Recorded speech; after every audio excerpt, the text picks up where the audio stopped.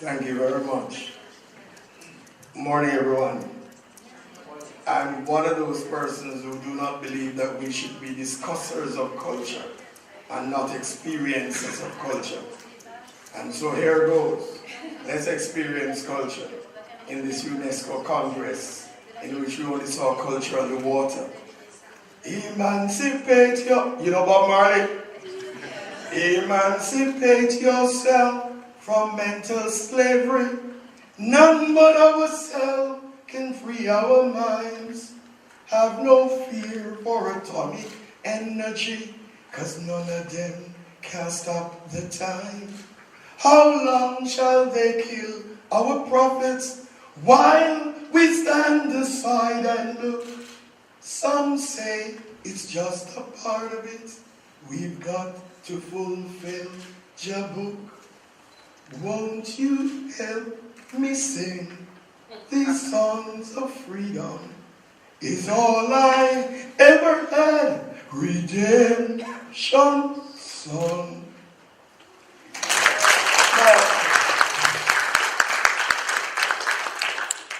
Now, a lot of what we suffer in our modern concepts today is what can easily be described as mental slavery. We have enslaved our minds to certain concepts of living, certain concepts of how we do things. And in so doing, we have separated ourselves many times from the cultural philosophies that we used to live by and that perhaps used to make us better. When our ancestors were taken from Africa and brought to the Caribbean, the role that emergence in the Caribbean was very important to what we now call Jamaican or Caribbean culture. In other words, let us never forget that culture is a creation by man. We create culture over time as a part of our experience of life.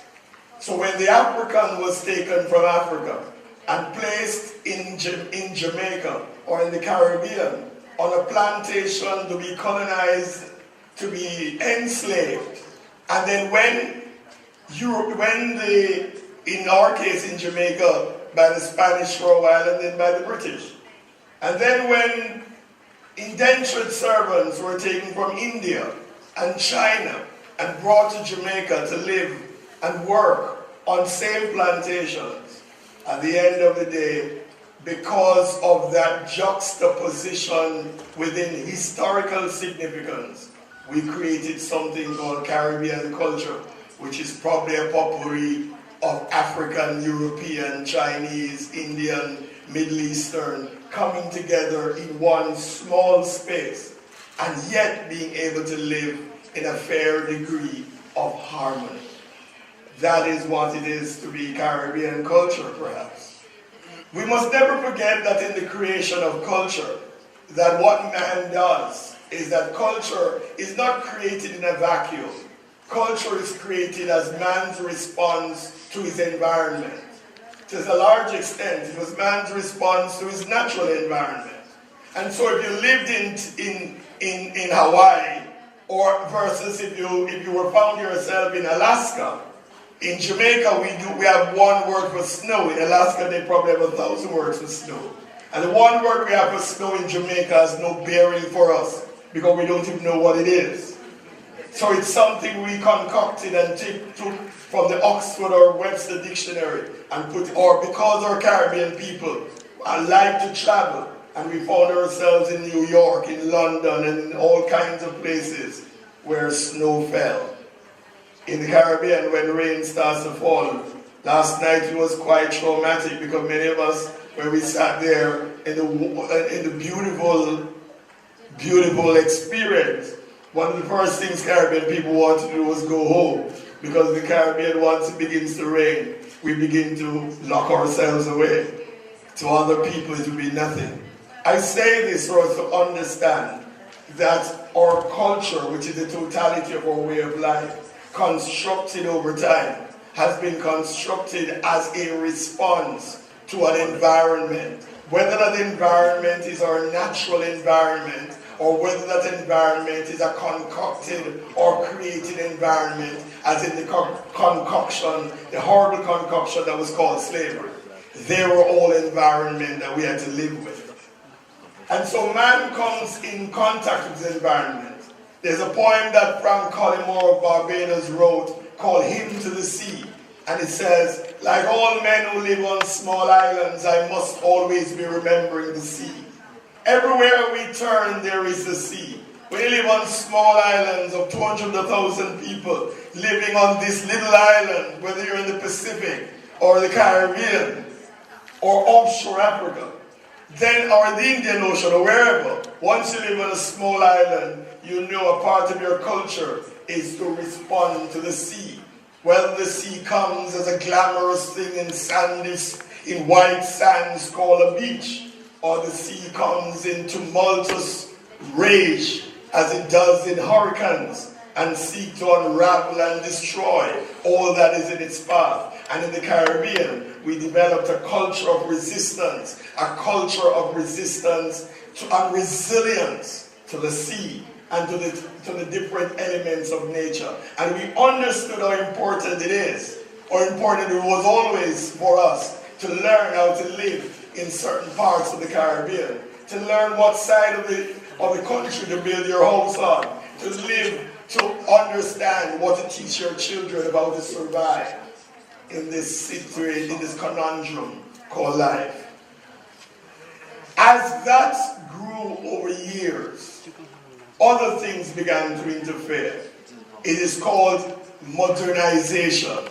But modernization is not a problem in itself.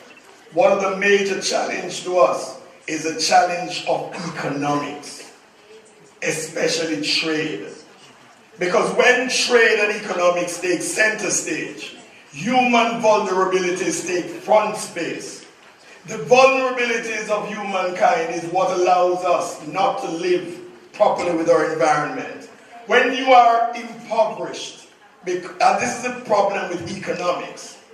Economics has created a situation that allows us to understand something called big man versus little man.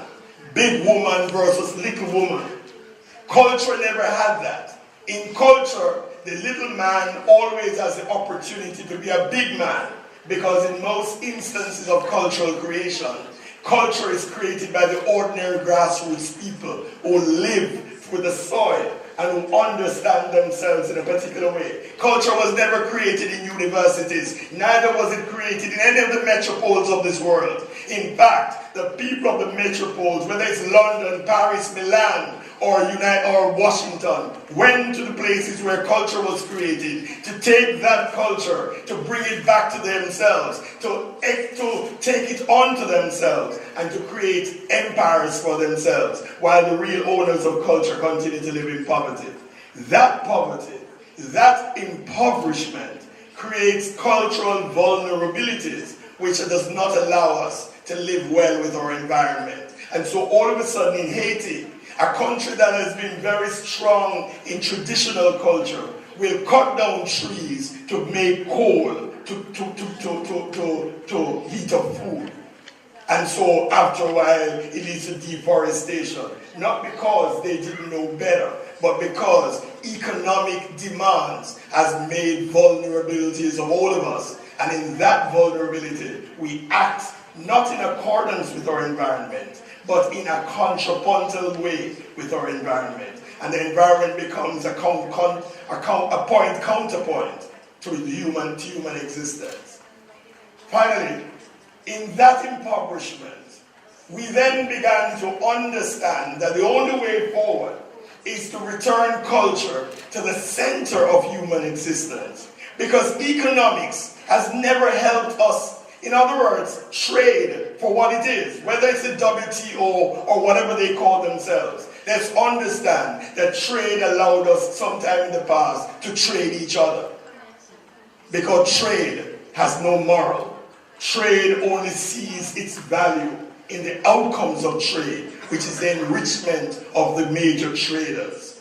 In the trade systems and in the economic systems, where human beings became property to other human beings, the environment suffered. And let us remember that when we speak of the environment in this discussion, we must not speak of the environment only as the natural environment. We must also talk of the built environment, because the built environment that we create, the skyscrapers, the cement blocks, the things that we call apartment buildings that we give our people to live in, people who are used to living and seeing greenery, who are now living in high-rise buildings, 8,000 people in one place called a condominium. And in that kind of situation, how do you raise a child for them to understand their cultural identity and their cultural integrity? And so, in the modern dispensation, the one way forward in this environment and culture relationship that will return culture and environment to be two things, flip sides of the same coin, it's for us to create the following. One, a new form of education that is founded on cultural platforms, that no child should be educated anywhere that is not educated within the culture of their ancestry. And that I mean it at the widest element of ancestry you can think of, but starting with the principal ancestry. No child, no education should be held that does not take economics and link economics with cultural planning and cultural understanding. There should be no discussion.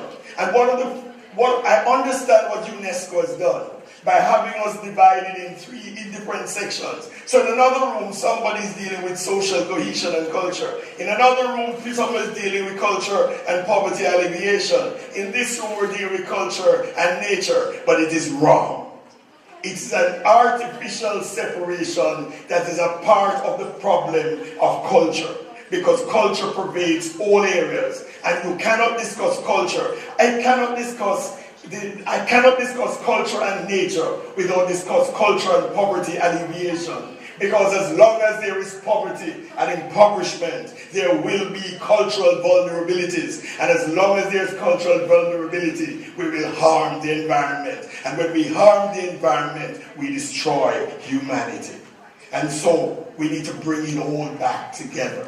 UNESCO needs to ensure that when WIPO meets and deal with intellectual property, culture is there. When the World Trade Organization meets, that culture is in the middle. That when UNCTAD meets and talk about trade and development, and they do not only talk about the creative economy and look only at the business of culture, important as that is, because that is important. Because the business of culture allows us to remove some of the vulnerabilities and achieve some area of economic freedom and economic wealth.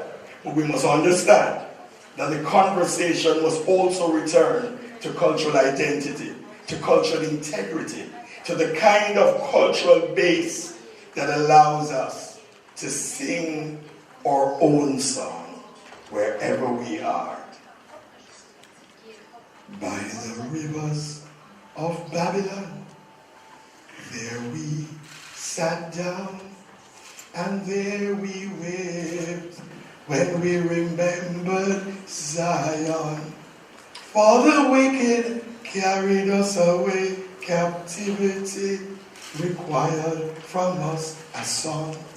How can we sing the Lord's song in a strange land? The land has become strange because the culture has been removed from the center of human life. Thank you.